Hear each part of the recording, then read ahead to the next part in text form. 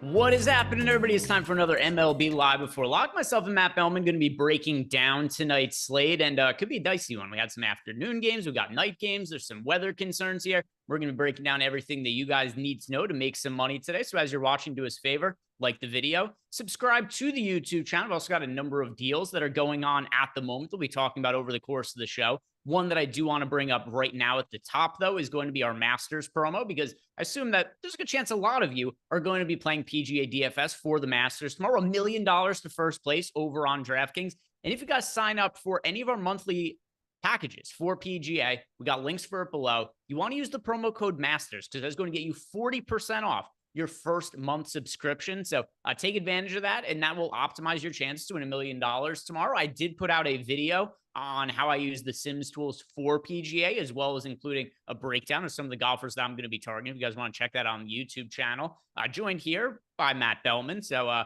Matt, what is happening? Also, I know that you're not really a PGA guy, but are you going to be playing any lineups just to try to chase $1 million? I am. I got a few tickets to the $100 Millie Maker. Nice. So I got 3 lineups in there. We'll see. I don't know anything about golf, but sometimes it's better. So we'll see what happens. Yeah, it was. So I could say for me with PGA, I played golf when I was younger, played competitively. As far as actual PGA and like knowing the golfers, I watch with my dad on occasions, but like I'm not super in tune with PGA DFS. But I have been using our Sims tool, and I've been profitable this year without really knowing all that much about it. So it's something that I've tried playing PGA in the past and just sucked at it and was like, all right, this isn't for me because I'm no good at it. But our Sims tools have allowed me to be profitable. So if you guys do want to check that out, I got the video on how to use it, like I said, on the site, and link below. Also get yourself 40% off. Let's talk about baseball a little bit. And if you guys have any questions for us, throw them into the YouTube chat, throw it into Discord. Always prioritize answering any questions that we have from our customers. But for starters here, Matt, how are you going to be handling the weather for tonight's games? Just kind of wait and see approach on them. I mean, as of now, like the Atlanta game's already been called. Cincinnati, we'll see. Boston looks a little bit better than Cincinnati, so we'll see on both those. Kind of just going to wait until I see updates on those because I am not a meteorologist.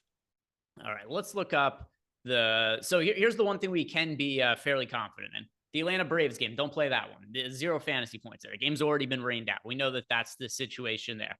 I'm going to go to the most trusted weather source on the internet, google.com. Some people pronounce it Google. Some people pronounce it Google. It's a big debate. Scientists have been going back and forth on it. I call it Google personally, Matt. I rely on it very heavily for my weather information.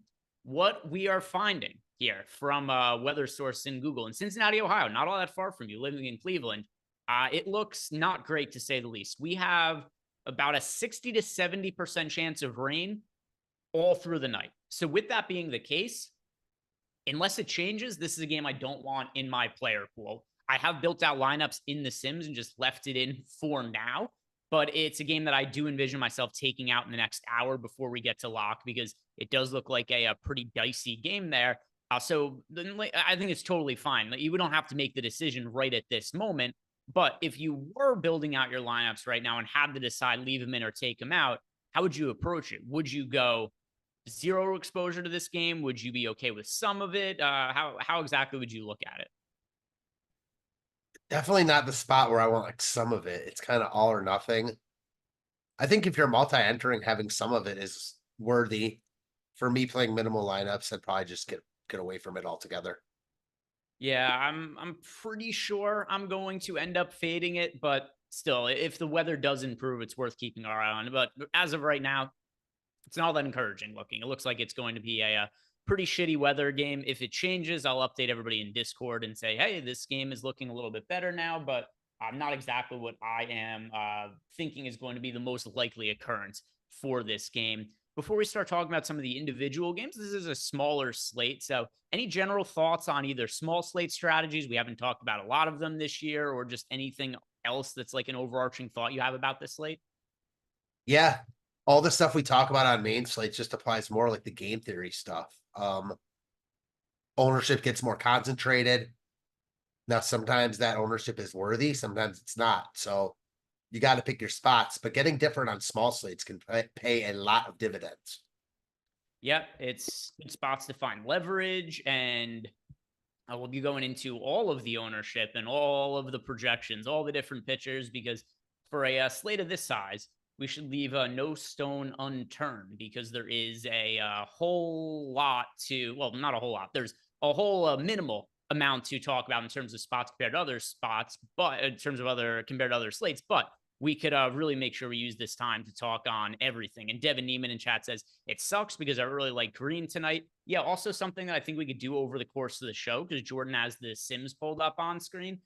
Right now, we've got all the games in, but we could also look at some of the Sims taking that game out. So we'll start by just talking about all the pitchers and what happens if all these guys are in. And then after that, Jordan, we could rerun the Sims with that Cincinnati game taken out, and we could see how it impacts some of the results. I think that could be a fun way to go about looking at this slate. So let's start by talking about the pay up options that we have on the slate, Matt. And we've actually got 4 of them. Even though it's a slate that only has a minimal amount of games, Dylan Cease, Marcus Stroman, Hunter Green, Cody Bradford, all priced north of 9K on the slate and all somewhat popular at the moment. Bradford project for 27% ownership, Hunter Green 24%, Stroman 27%, Cease 39%. So we're going to start by saying Hunter Green is somebody who we don't think is going to be good to go today. We think that he's going to end up not pitching. We think the game ends up getting canceled. But I want to ask you, just if the weather improves, is Hunter Green a pitcher that you would have interest in that kind of scenario? Yeah, I'd have interest, but I'd also have interest in stacking against him. It's the type of slate where the options are so minimal where I'd have interest in Hunter Green just because the other options don't look great. So here's part of the kind of issue with Hunter Green that makes him a little tricky to talk about right now. He's projected for 23.5% ownership, and as such is projected to be one of the most under-owned pitchers on the slate. Part of the reason his ownership is what it is because of the weather. Hunter Green has shown to have immense strikeout upside on a slate of this size. I do think his ownership would be quite a bit higher if there was zero risk of rain, but there isn't zero risk of rain. We have considerable risk of rain. So with that being the case, the field is playing it a little cautious, and they're saying like, hey, don't really want to go here right now. That's where this gets tricky because the ownership is somewhat misleading in terms of if the weather looks worse, we want to take him out. But if the weather looks better, then his ownership is going to go up. So the way that things are going right now, though, I'm not going to be playing Hunter Green. If there was some weird scenario where the game looks better and he remains 23% owned, yeah, he would look like one of the best pay up options on the slate, one of the best overall options to get to on the slate. If you guys look at the Sims that we have up on screen right now, Jordan ran the Sims out, didn't change anything, and we got to 57% of Hunter Green, our most rostered player on the entire slate. But once again, that's likely going to change as a result of the weather situation here. So if we're taking Hunter Green out of the equation, between Dylan Cease, Marcus Stroman, and Cody Bradford, who's your priority amongst those 3? Kind of hilarious that Bradford has wound up as not only being expensive, but popular. It is wild, but you look at his start to the season in tougher matchups, and he's been really good. Now he gets Oakland. Man, I don't love the spot for Cease. He's expensive, but I think he might be the guy there. I don't love any of these options, which is why Green is in play if that game goes. I'm going to default and say Cease, but I don't love him. I agree. I think it is Cease by default. The main reason that it's Cease by default is here are the other options we have. And also, these other guys are popular. I think we would maybe feel a little bit different if it was like, hey, you got Bradford at 9K and he's only 10% owned on a small slate, but he's super popular. He's projected for the 26.6% ownership here. And there's a big reason why we're getting to way more of Cease than these other pitchers in the Sims tool. And it's because Cease has so much more strikeout upside than these other pitchers. Marcus Stroman, good matchup against the Marlins. They've had a rough start to the season, but not a lot of strikeout upside. Marcus Stroman, ground ball pitcher, pitches to contact, doesn't generate a ton of swing and misses. Cody Bradford, another pitcher who, to your point, yeah, he's off to a pretty good start to the season, but if you look at the overall history of Bradford, it is hard to say there's very much strikeout upside there. He had a 21.8% K rate last year. In AAA last year, he had a 21.3% K rate. If a pitcher doesn't generate strikeouts in the minor leagues, very hard to think they're going to start generating strikeouts in the major leagues, especially when we've already seen him a year in the major leagues and he didn't generate those strikeouts there. So with all that being considered, it's kind of got to be Dylan Cease. The other discussion that I would have here is between Stroman and Bradford, which one of those two guys do we maybe not like as much as the other one? But Cease is pretty clearly the top one for me. And he does have a tough matchup against the Cubs. Their offense has been really good to start the year. But I mean, I see Cease as on a tier of his own. Between Stroman and Bradford, if you were picking between those two, which direction would you be going? Honestly, the more I think about it, the more you could make a case for Stroman as the top guy just overall. Miami stinks. We saw Rodon just pitch really well last night. I don't love Stroman for DFS purposes, but everything's slate dependent. And on this slate, I don't hate him. That said, the ownership's already there also. It's just going to go there more when Hunter Green is presumably not available. So probably Stroman, then Bradford, but I don't really feel strongly about this group of pitchers, to be quite honest.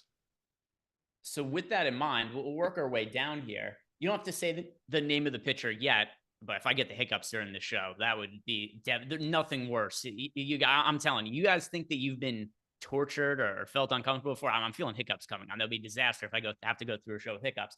Is there a pitcher on the slate you feel really strong about? And once again, you don't have to give it out right now. We're going to work our way through everything. But is there one? Because I don't have a great feeling about any of these pitchers. Is there one guy you're looking at being like, oh, that is the guy today? Definitely not. There's two guys I probably like just as much as those expensive guys that aren't quite as expensive. So I like them more, but they're in tougher matchups. So no, I don't feel great about the pitching options at all. All right, so let's talk about the next group of guys, and we'll talk about Seth Lugo, Cutter Crawford. Wade Miley is a pitcher I basically never have interest in. And then when you look at the weather concerns potentially as well, where I see we've got King Manna in chat says, nah, it's clearing in Cincy around 8 the time they're playing. Not in the weather I just pulled up. The weather I just pulled up indicates that it's still going to be raining by then, about 70% chance. That aside, though, if we're looking at Wade Miley, easy pitcher to write off, you would say, like, because I probably wouldn't want to roster him either, even if there were no weather concerns. Agreed. No, he's not someone I'm interested in. All right. So then between Seth Lugo and Cutter Crawford, Lugo projected for 3% ownership. Cutter Crawford also fairly popular, 23%. Any pitcher with a pulse is like fairly popular today.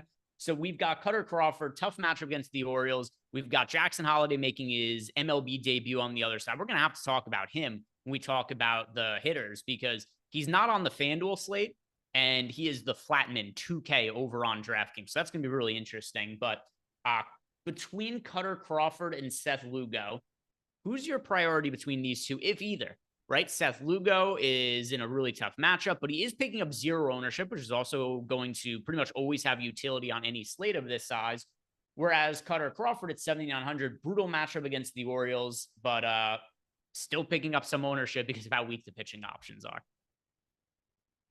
Yeah, those are the two guys that I was mentioning earlier that I like as my two favorite guys on the slate, Crawford and Lugo. I hate going up against Houston. It's a recipe for disaster, and usually it fools Aaron, but the lack of ownership, I think he's a better DFS pitcher than Stroman. He's much more proven than Bradford. He's 2,000 cheaper than Cease, who's also not in a great spot. So I like Lugo. And then Crawford, also hate the spot. I mean, it's brutal against Baltimore, but he's been fantastic to start the season. He was awesome in spring. I'll keep riding that. I know that he could get blown up at any time, and especially in this spot, but the slate just calls for it when we don't have good options. So Crawford and Lugo, my two favorite pitchers. Yeah, I am not interested really in either of them relative to their, well, so different in different ways. Cutter Crawford, I'm underweight to him relative to his current projected ownership. And then as far as Seth Lugo goes, it's just hard for me to want to get there in a matchup against the Houston Astros. So, you know, in like a lineup or two, he'll show up because I look at my top 150 lineup. Seth Lugo's in 2% of them. So, all right, he made it into, you know, whatever the 2% of 150 is. He's in a few lineups there, but it's nothing really all that significant. And I know for a lot of people that are watching that could be playing, you know, 1, 2, 3 lineups, I just wouldn't be having Seth Lugo in any of those spots. So For me, these two pitchers, not really ones that I really want to be getting towards. So then we have to talk about the cheap pitching, which is Cole Irvin, Ryan Weathers, Kyle Hendricks, Ross Stripling. These are some bad pitchers and some pitchers who are in tough matchups as well. Are there any of these punt options that you could make a case for? They are picking up some amount of ownership. Once again, just because of the weak options on the slate, we got 14% ownership going to Cole Irvin. Got Ryan Weathers at 6%, Hendricks at 8%, Ross Stripling is 14% owned. And I'm also going to do an update here to see if we got some fresh ownership that's changed anything, but it is, yeah, pretty much the same here. So are any of these punt guys pitchers that you're really strongly considering? I'll say because of the size of this slate and the lack of true like safe options, I wouldn't fault anyone for getting to any of these guys, but I can't sit here and say like this is the guy I like or this is the guy I'd play because I don't like any of them. I just don't like any pitching on this slate. So spending down isn't the worst idea. Let's see. Who's the one I get the most of? Right now it is Cole Irvin. And I have to be honest, I can't make a case for any of these guys other than you just are going to have to punt with somebody. And we do have Cole Irvin with the highest top two pitcher odds of any of these pitchers. I do get the most exposure to him in the Sims relative to any of these other ones. I don't want to be married to any of these guys. I don't want them to make or break my night.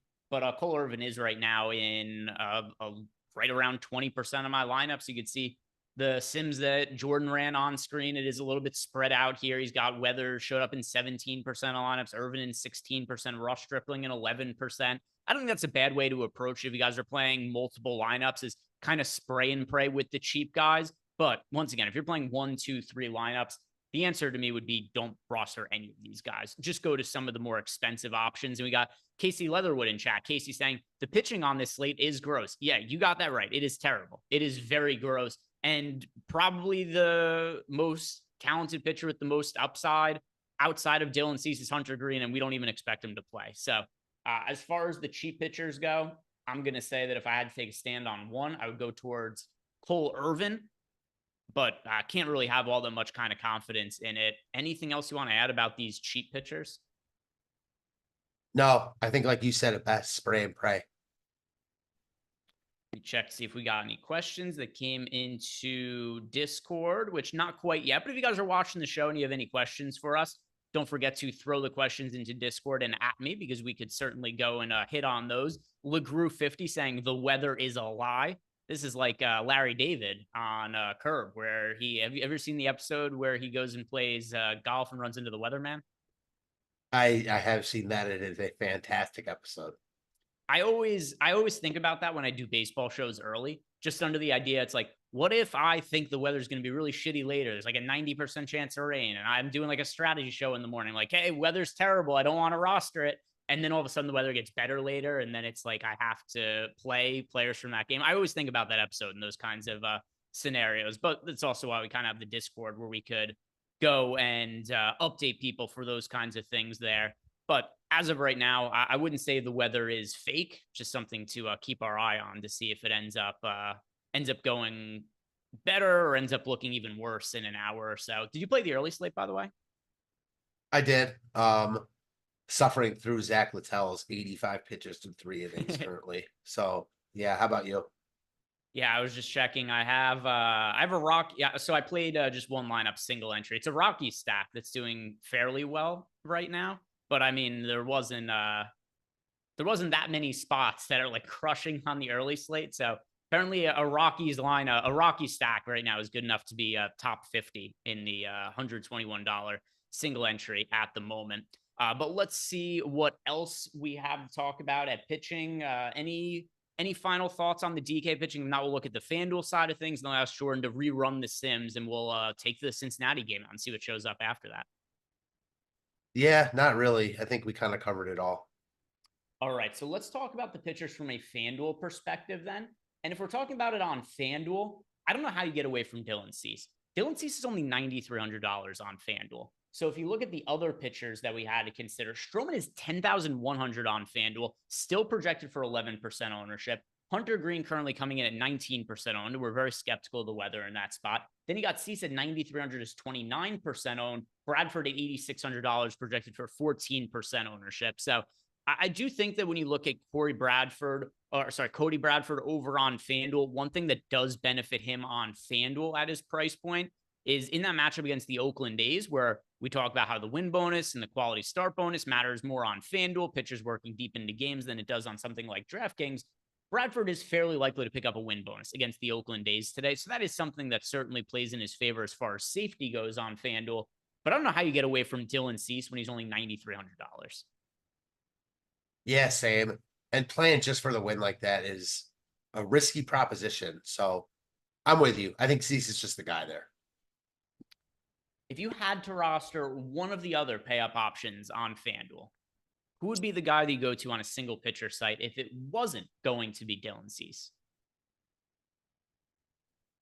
That's a good question. I think the price tag makes it Cease is just the guy there, especially with a guy like Stroman, so much more. Are there any cheap pitchers? Yeah, you know what? I think I'm going to go in the middle. I'm going to go Cutter Crawford, who I like a lot, not getting a ton of ownership. Same price point as Bradford. If I wasn't going to Cease, I'd go to Crawford. I can't really make a case to like any of these other cheap guys, like especially for FanDuel purposes. Hendricks, Irvin, Stripling, Weathers. I mean, no thank you on FanDuel. That's just super dicey territory. And then if we go ahead and look at like Wade Miley, all right, don't think that game is going to happen. Cutter Crawford, he's not super popular, but still 11% ownership on a single pitcher site. I'm just most apt to just go to Dylan Cease and just living or dying with whatever the results of his start are on FanDuel. I get that. I don't know. Like Cease is like in cash games or like smaller entry type stuff, like smaller field. I get it, but I think there's merit in going away from him just because the matchup's not good. And he's volatile himself. Anything else you want to add from the FanDuel pitchers? If not, let's look at the sims with Jordan, and we'll run a sim and take out some of these games from the weather situation. So Jordan, I'm going to walk you through how to do this so people could do it while they're watching along with us. So here in the contest generator, first thing I want you to do, Jordan, is filter by the Reds. Just put in CIN. Yeah, there we go. And now just take all those players out on the left side, right? I think this is the best way to handle some of these weather situations where a game might get canceled. Take all these players out. All right, now do the same thing on the other side of the game. We got the Reds playing Milwaukee, by the way. That is MIL. Look at that. He's all over it. Yes, just take these guys out. All right, now run a new pool on the bottom right there. Yeah, just regenerate the lineups. It might have been a little bit hard for people to see because we had the lowers, the graphics on the screen are kind of covering up some of the buttons. But in these kind of situations, I do it in basketball sometimes as well if I'm trying to take a game like a 7 p.m. game out of the player pool or something like that. It's a way that you could just make it so that none of the players are going to show up in lineups, and then it's going to reconfigure what the projected ownership would be. And also, if we think that the field is going to be really cautious with this game because of weather scenarios, it's also going to be a way to maybe create a little bit more accurate of a player pool anyway. So nothing else to change here now, Jordan. Now we can just simulate it out, and I am interested to see what it is that's going to show up different for us, because we know for sure Hunter Green was in like 60% of lineups or something like that in the last run we had. So with that in mind, we are for sure going to be getting to way different pitcher exposure when we're taking somebody who was in 60% of our lineups out of the situation entirely. No By the way, doubt Jordan, this isn't updating on playback.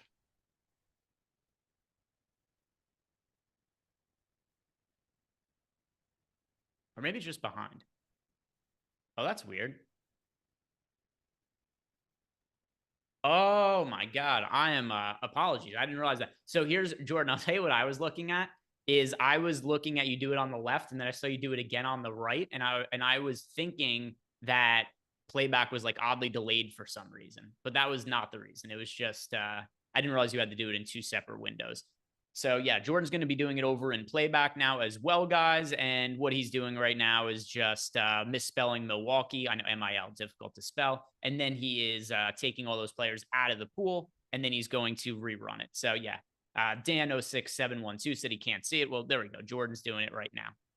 And then what's happening in the Sims tool after we have the slate totally simulated out is, well, I should say after we click the simulate button, is all those lineups we built out before, they play each other 40,000 times in a tournament setting, helps us identify which lineups were built are the ones that are expected to be most profitable here. Oh, you know what I think you did, Jordan? You didn't yeah, you might have not regenerated. You might have to just refresh the page. Something also, though, you're not going to be able to run it in 2 tabs at the same time unless you're on 2 different accounts, which you're not. So that's going to be an issue also. Is there no way that we could screen share the same thing in playback and through Zoom?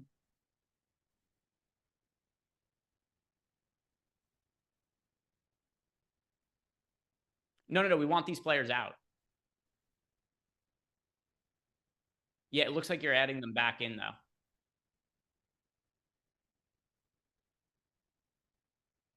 Well, you have to generate the new field. Yeah, generate lineups with those players out.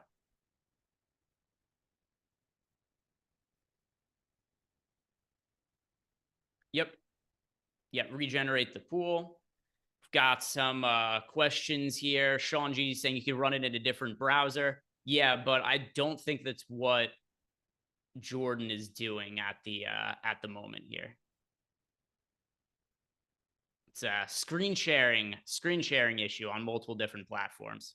It's very confusing. It's above my technological ability to understand how to operate in streaming on multiple things at the same time. But anyway, Andrew Jemison saying you're doing great, Jordan. Yeah. Jordan, he with his faculties, he does tremendously. But yeah, I know this is it's a confusing ask that I gave him. And also he's trying to do it on multiple different things at the same time. It's a lot going on.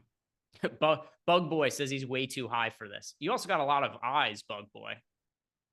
If it's like the normal, don't bugs have like 140 eyes or something like that? Am I wrong on that? I think it depends. You know about bug biology, don't you, Matt? I don't, but I think it depends on the bug.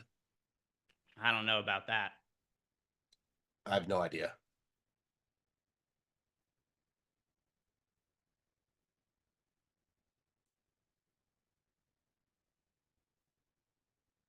It's hard for me to see on the screen.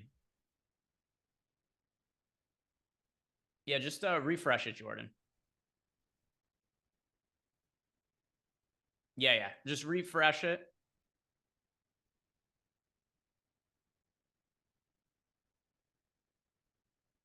Go to restore your last pool.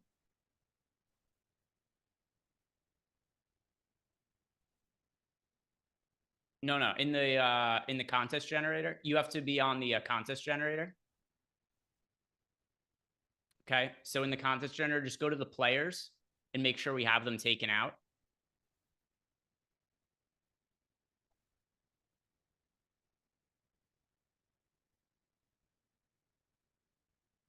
Okay, so now generate the lineups again. Yeah, so regenerate lineups. Somebody said he left Hunter Green in. I don't know that. Did he leave Hunter Green in? We'll see. After you build these lineups out, we'll check to make sure that he was taken out. This is so trippy with him doing it. I'm looking at my right and to my left. He's building on both. Okay, so now make sure he's out. Search by Cincinnati here.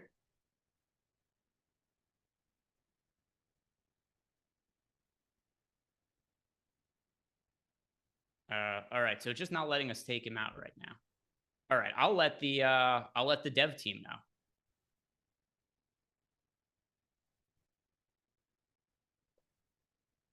All right, we are discovering some bugs on the fly here, like Bug Boy 4.0. We have spotted an issue on the fly here.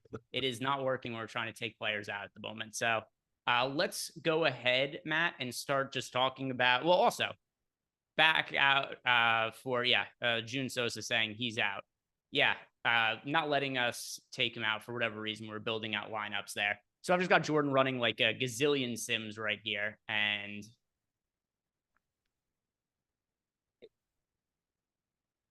what's that? Okay, cool. So he is gone now. All right, perfect. All right. I don't know what button was clicked wrong the first time or what I told you that was incorrect, but whatever. You guys saw the process. It's all out now. So let's go ahead now and look at the pitcher exposures because I want to see what ended up changing.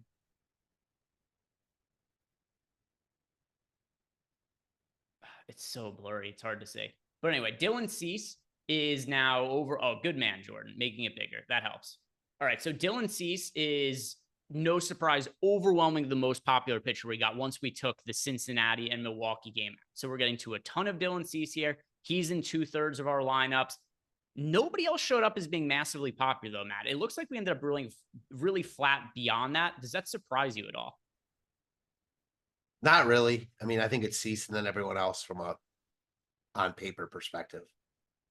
Yeah, so Cease, and then we ended up getting to Stroman in 30% of lineups. Cutter Crawford showed up in 25%. Can you scroll down a little bit, Jordan?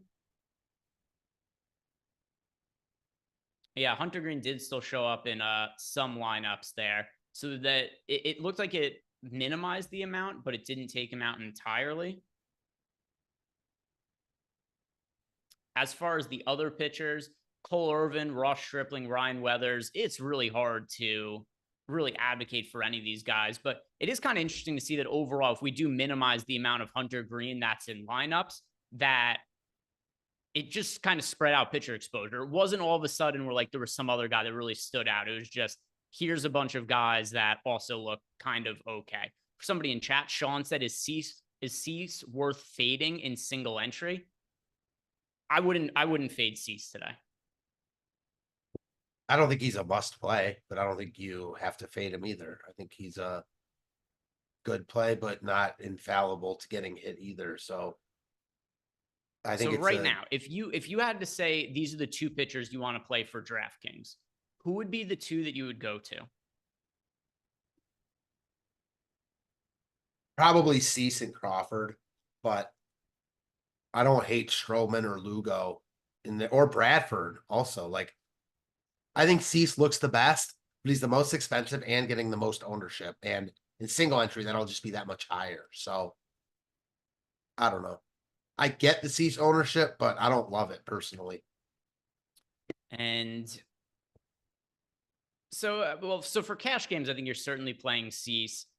Oh, yeah. So in one lineup in single entry, do you think you're not going to land on Cease then? It's up. It's still up in the air. Yeah, no, I don't as of right now. All right. So if no other thoughts on the slate, then we could move on to talking about some stacks. Also, we will take any questions you guys have. Any of those have come into the Discord channel, but it looks like we are good for now. I'll double check YouTube to see if there was any questions, and we're good. Oh, well, actually, just one came in from Austin Kibilski. Says, any worry about the Boston weather? So the biggest weather concern for me is the Cincinnati-Milwaukee game. At least as of right now, I don't have concerns about the Boston weather. Do you? I don't have ultra concerns, but I think it's worth monitoring. All right. So nothing else to add from that perspective. So let's go ahead and talk about the FanDuel side of things. Although Dan06712, he did just say that, am I comfortable with such a high ownership for one pitcher? Yeah. If something's going to land in a lot of lineups for me when I'm running everything through the Sims, then yeah, it's not an issue for me at all. Like there are times I'll play 150 lineups in basketball. Sometimes I might have 100% of a player. That doesn't happen as often in baseball because of just the variance involved. But yeah, there are times where out of 150 lineups, I could have 60, 70, 80% of a pitcher. rare circumstance where like maybe a DeGrom is in like an elite spot where he might land in 90% of lineups. But do you ever get concerned about having too much exposure to an individual player, even if you're only playing 3 or 4 lineups, Matt? I don't personally. I like having, small player fields when I'm playing on each given night, but again, I could see it both ways. Somebody in chat is saying the Cincinnati Milwaukee game was canceled. Is that real or is that fake? Let's see. I'll ask him for a source. Yeah, I don't see that anywhere. I just looked. Unless, who knows, maybe he's boots to the ground right there. Let's look it up. Reds. Let's search Twitter. Anything coming up here? I don't think so. DraftKings notification. Well, bad place to get your news from. A lot of people get their information from DraftKings or FanDuel. Very frequently, they're going to give you out bad. Also, I think he may have misread the game because I also got a notification from DraftKings. It said that the Mets-Braves game was canceled because that game is canceled. So I'm assuming that's the notification that you got as well. But also, don't get your news from DraftKings or FanDuel. It's a pretty shitty place to get news from. Couldn't agree more. Let's start talking about some stacks then, Matt. On the offense side of things, let's go ahead. I'm going to refresh ownership and see what it is that's going on there. Slayer OKZ, I see you in the chat. What's up, Slayer OKZ? So talking about offenses, Matt, I'll let everybody in on what our ownership projections are right now. We've got 4 offenses projected for double-digit ownership. That is the New York Yankees being the most popular offense on the slate, projected for 17% ownership. Then we've got the Astros projected for 12% ownership, 11% ownership, going to the Rangers, 11% to the Astros. So these 4 offenses really popular. And amongst those popular offenses, the Yankees, Matt, are projected for 17.3% ownership. So this is overwhelmingly the most popular offense we have on the slate here in the New York Yankees. What do you make of them as chalk? Because this is a ton of ownership going to them on a smaller slate. I mean, as much as I say, like, I don't love it, I get it. The options are getting thinner by the minute, it seems. Facing Weathers, who's actually been decent, like better than he had showed in the past. I'll say that at least. I get it though. This lineup just sets up so well against lefties, so I see nothing wrong with it, to be quite honest. How about you? I think they're way overowned. So the New York Yankees, 17.3% ownership on them. They've got an 11.4% chance to be the top stack. And then if I go ahead and look at what my lineups are right here, I mean, I've got the Yankees in, let's see, what percentage of my lineups have the Yankees? And the sim I ran before the slate, I still had the Cincinnati-Milwaukee game in, and I only got to 7% of Yankee stack. So that is like a third of what the field is getting to. And then also when you are looking at the ROIs for the individual stacks in the Sims too, I mean, this Yankees team also in our simulations is also showing up as a massively negative ROI sim to get to. It's a good spot for them against Ryan Weathers for sure. The problem though, it's just way too much ownership for me. There's a lot of teams that we have comparable odds of being the top scoring team on the slate that are just projecting for less ownership than the Yankees. So because of how popular they are, it's going to be a little bit hard for me to get to them at the same rate that the field is. I just don't see, for me, I'm seeing their 11% ownership. So mine hasn't updated, I guess. So that Cincinnati game did get called because I'm not seeing that. No. Yeah, so it didn't. I'm seeing the Yankees with an 11% top stack and 11% ownership. Are you talking about FanDuel? Oh yeah, you're talking about FanDuel. No.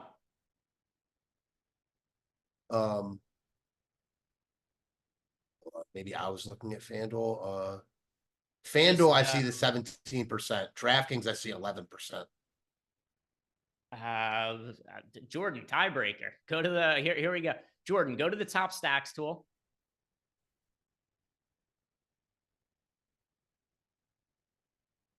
Let's see, one of us isn't updated. Yeah. Scroll down and sort by ownership.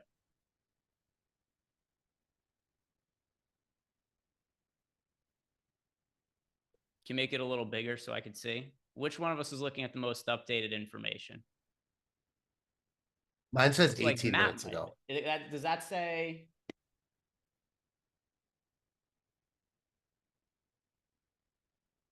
Oh yeah. So it looks like I was one update behind. That aside, though, I still, though, when I'm looking at the Yankees as far as my ownership in the Sims, so they are lesser owned than what it was that we had before in the most recent update. So yeah, you were right, Matt. 11.3%. Jordan, the tiebreaker, he had the most recent update pulled here, and I was looking at one update behind. That aside, though, looking at the ownership on the New York Yankees, yeah, 17%, 11%, that does make a pretty big difference. So I am still underweight to the field on them, but not as aggressively underweight as I thought when I thought I was about a third of the field. Now I'm only slightly underweight to the Yankees. But in a spot against Ryan Weathers, there are other spots that I think are going to provide us more leverage. But yeah, that is my bad there because they aren't picking up quite as much ownership as I thought they were. But anyway, as far as the more recent ownership updates now here, we've got the Yankees at 11.3%, the Rangers 11%, the Royals 11%, Astros 9.9%. Actually is fairly flat for offense ownership. So of these double-digit owned offenses, Matt, the Royals, the Rangers, the Yankees, none of them are in the most recent update way over-owned relative to the other ones. Who is your favorite offense to be getting to that is picking up a lot of ownership of those three? I think the Yankees. If they were projected for the ownership that you originally thought, then I would back off that a little bit, but they're expensive, so they're harder to get to. So people playing Cease might have a harder time fully stacking them, even though they have some cheap spots to get to too. It's the Yankees for me, although all of them are close. I don't like the Royals. I think they're even more overowned. Between Texas and the Yankees for me, I slightly prefer the Yankees. For me, my favorite option here is going to be the Texas Rangers. I'm getting to a little bit more exposure to them. They're also projecting out to be a little bit higher of an ROI in the Sims as well. So it's actually the Texas Rangers are the team that I overall have the most exposure to on the slate. I also like the Striplings actually getting ownership, whereas somebody like Ryan Weathers isn't getting any ownership right now. And it's not like he's crazy popular or anything, but still, there actually is some leverage on stacking against Stripling as opposed to Ryan Weathers when you do consider that Stripling is double digit owned. Like Stripling should almost never be double digit owned on any slate. I don't disagree with that logic at all. Yes, the Texas Rangers, that is currently the offense that I'm getting the most exposure to. Slightly underweight to the New York Yankees, and then the Kansas City Royals, I am also well underweight to. I'm hardly getting myself to any of the Royals. And I know this is a game. It looks like it's going to be a bullpen game for the Houston Astros. I'm surprised that there is as much ownership going to the Royals as there is for a bullpen game. Bullpen games are typically not great for offenses because if you're looking at bullpen arms, even if it's guys who are like mediocre relief pitchers, guys who are pitching 1-2 innings at a time are almost always going to be better than like a back end starter. I completely agree. Is this an opener type situation? Like this guy is one of their top pitching prospects, so I didn't realize that. I do think that they're going to be going to the bullpen fairly early in this game. Okay. I wasn't even considering that personally, but either way, I don't like Kansas City. Yeah. I mean, we could look a little bit more at the likely depth out of Arrighetti. In general, I typically don't expect debuting pitchers to go deep into games.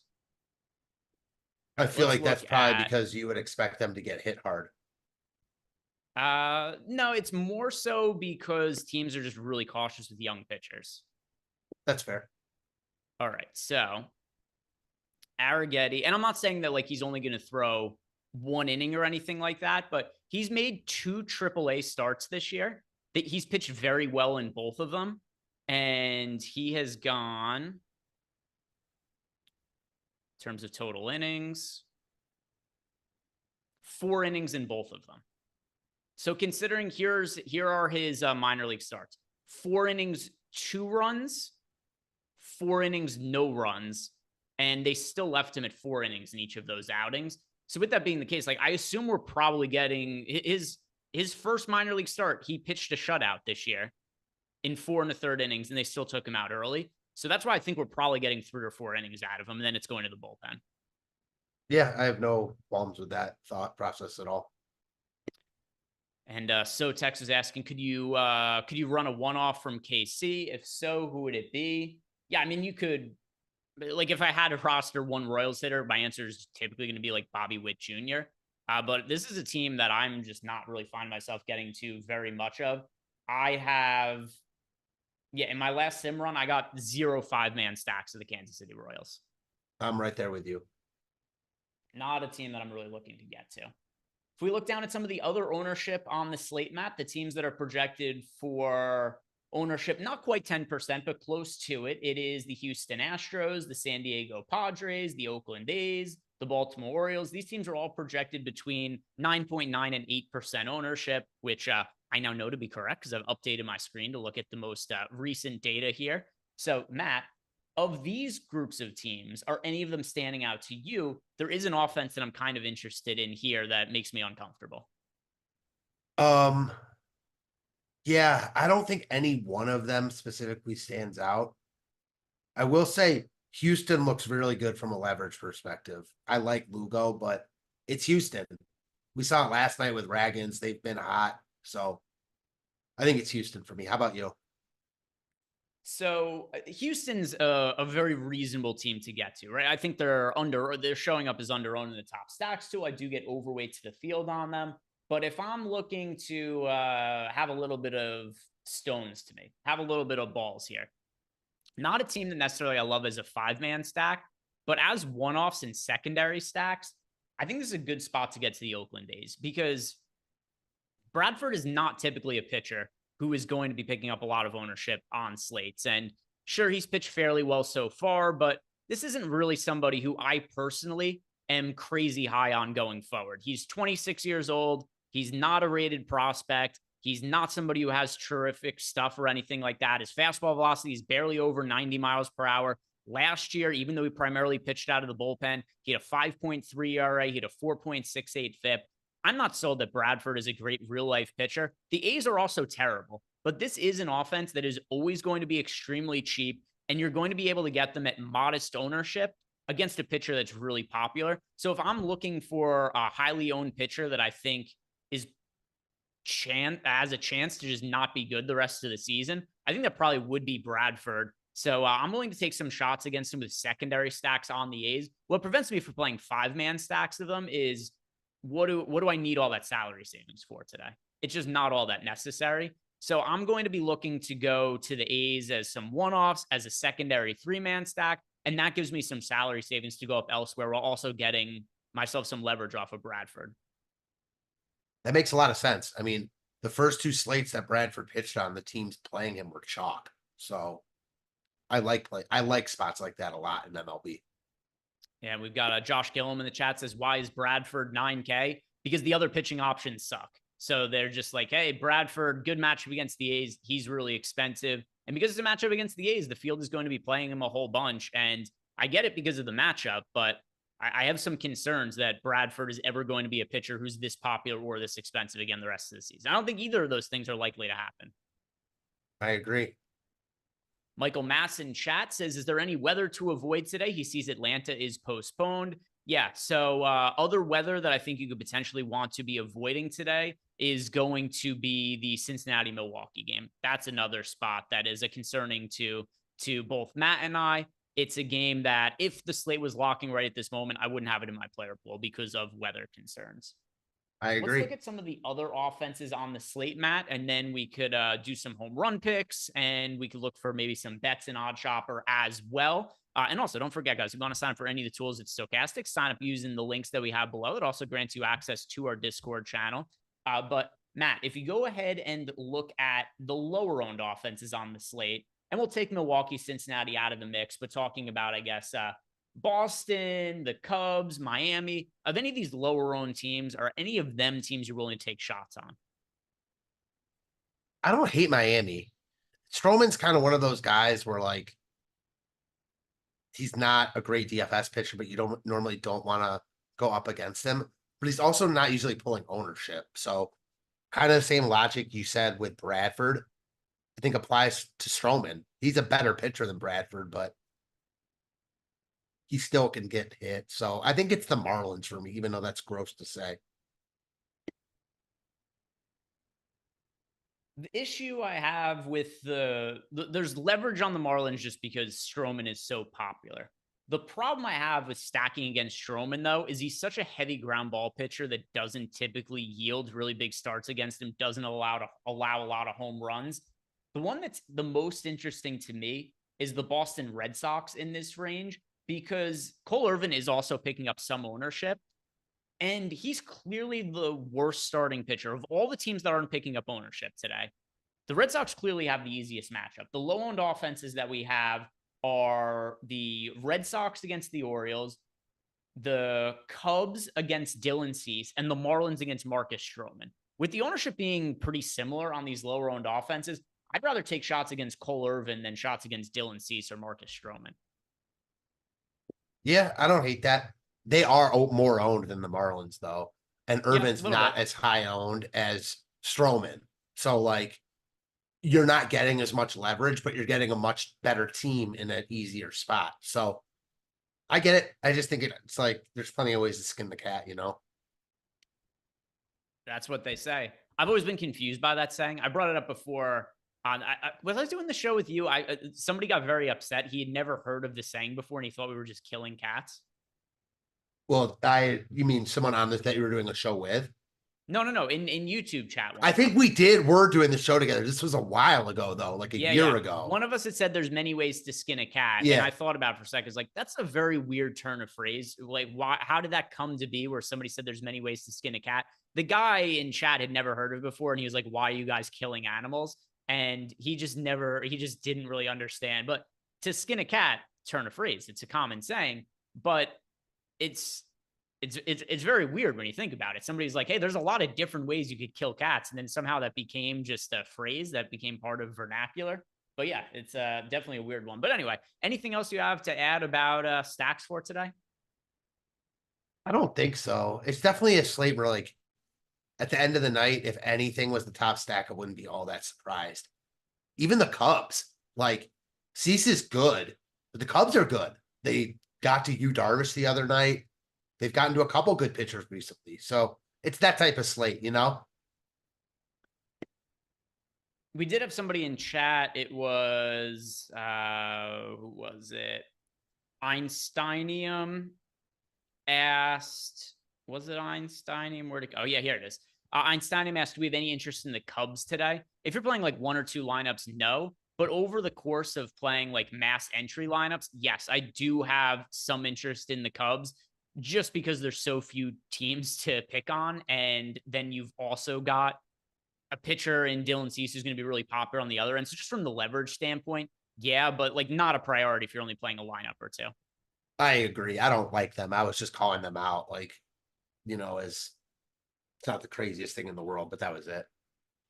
And some people in chat also asking us about Jackson Holliday. So Jackson Holliday is the top prospect overall in baseball. If you go to FanGraphs, if you go to Baseball Prospectus, the general consensus, the number one prospect in baseball is Jackson Holliday. He's making his debut for the Baltimore Orioles today. If you guys are also baseball fans, you probably remember Matt Holliday, who was on the Rockies and the Cardinals for a while. That is the father of Jackson Holliday. So Jackson Holliday, one of the top prospects in baseball, gets called up to play for the Orioles today, not in the player pool on FanDuel. DraftKings has him at the Flatman 2000. Which site screwed it up more, Matt? Ooh, that's a good one. Probably DraftKings, because they actually actively have him in the pool, and they have other prospects that are priced up sometimes. It's just they both fucked up equally, but I'm gonna give the slight edge to DraftKings just because I'd expect more. Because it's one is just an egregious misprice over on DraftKings. FanDuel then has left out a guy who is just inevitably going to be called up in the near future. Right. Just left him out. So both sites totally caught with their pants down in that kind of this kind of situation. As far as what we want to do with Jackson Holliday today, there's never going to be a time where you're just like, oh, go and jam somebody for MLB DFS. If you're playing cash games today, Jackson Holliday should absolutely be in your lineup at the Flatman over on DraftKings For tournaments as well, though, he's a very good one-off as a source of salary savings. Definitely. The only time that there was like, again, and he wasn't like a must because it's MLB, but even more so than Jackson Holliday is tonight. Remember last year when Tatis was 2K coming off the IL? Was he 2K? Yeah, he was 2K for like one game. I forgot about that. It's happened before, though, where we've seen players who are, we've seen it a few times in NBA as well. NBA is where it really could screw stuff up because there was one, Gordon Hayward. I can't remember which injury it was because Gordon Hayward's had 10 billion injuries over the course of his career. But there was a slate where Gordon Hayward was coming back from injury. He was starting. He was the flat 3K on one site. I think that was a FanDuel one, but it's happened with DraftKings as well. But yeah, you'll see that sometimes. Players out for a long time. They just kind of, whatever reason, forget he exists, zero him out. He ends up being the flat min salary. They come back. So Holiday's not like a lock to have a good game because you only get so many plate appearances and chances in baseball. But as far as hitters go, yeah, he's like the best points per dollar hitter I would consider on the slate. Yeah, he might be the best points per dollar hitter we'll have all year. Where's he hitting in the lineup? I didn't even see that. Well, let's see. Where is Jackson Holliday hitting? By the way, officially, the Brewers-Reds game will be delayed due to rain. Is the lineup even out yet for the Orioles? Yeah, here. Oh, yeah. He's not Jackson in it. Holliday. Oh, yeah, he's batting ninth. Hitting ninth. So at home hitting, are they in Boston or in Baltimore? That game is in Boston. So they are going to get the top. No matter what, they're getting the top of the ninth inning. Yeah, man, this is almost an Evan Carter 2.0 situation with Bug Boy. Exact same spot. He brought it up too. He said the same spot as Evan Carter. Except that Jackson Holliday's on the road, which does help his cause. Even still, though, like Cutter Crawford is good. He's hitting ninth. He's still a good play, but far from a must for me. So, oh boy, I didn't realize that we only had a couple minutes left here. If you guys haven't done yet, like the video, subscribe to the YouTube channel. Masters promos, don't forget, talked about that at the top. You guys want to sign up for any of our PGA tools, you get a monthly package, 40% off for the Masters when you sign up with the promo code Masters. Also, if you guys want to sign up for OddShopper, our betting site, you get $1. 1 week, you're going to get $1 is all you have to pay to get access to OddShopper. Also, promo code Masters. So, simple. You're looking for a betting product, Masters. DFS product, promo code Masters. You want to sign up for both? You can do that as well. It doesn't have to be one or the other. So those promo codes, but $1 for a week of OddShopper. Matt, let's finish out with this. Who's the dong of the night? Dong of the night, I'm going to go with at home against the lefty, Giancarlo Stanton. Okay, I can dig it.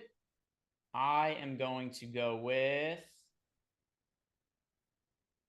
All right, a lot of pressure here. All right, let's go contrarian. JD Davis. JD Davis, that's going to be my home run pick. I am committed here to giving out an Oakland A's player to homer against Bradford today. So, guys, that is going to do it for us. Thank you very much for watching. If you've not done it yet, like the video, subscribe to the YouTube channel. Stick around. NBA Live Before Lock is going to be on the channel next. And, of course, later on tonight, Josh and myself are going to be over in playback, looking at the NBA slate, sweating the games, and reacting to any kind of late news. So, hope to see you guys over there. Have a good night. Peace out. See you in a little bit.